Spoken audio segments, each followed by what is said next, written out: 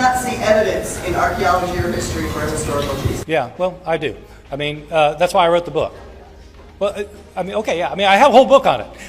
I mean, so there is a lot of evidence. I mean, there is so much evidence that it is not. I mean, I know in the crowds you all run around with, it's commonly thought that Jesus did not exist. Let me tell you, once you get outside of your conclave, there's nobody who. I mean, this is not even an issue for scholars of antiquity.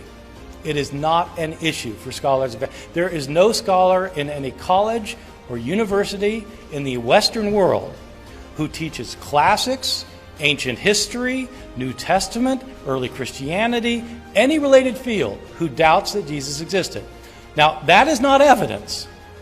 That is not evidence. Just because everybody thinks so doesn't make it evidence. But if you want to know about the theory of evolution versus the theory of creationism, and every scholar in every reputable institution in the world believes in evolution, it may not be evidence, but if you've got a different opinion, you better have a pretty good piece of evidence yourself. The reason for thinking Jesus existed is because he is abundantly attested in early sources. That's why. And I give the details in my book. Early and independent sources indicate that certainly that Jesus existed. One author that we know about knew Jesus' brother and knew Jesus' closest disciple, Peter. He's an eyewitness to both Jesus' closest disciple and his brother.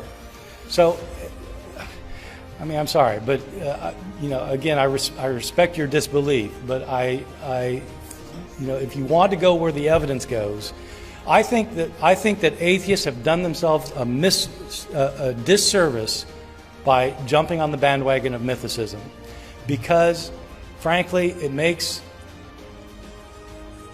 you look foolish to the outside world. If that's what you're going to believe, you just look foolish. You are much better off going with historical evidence and arguing historically, rather than coming up with the theory that Jesus didn't exist.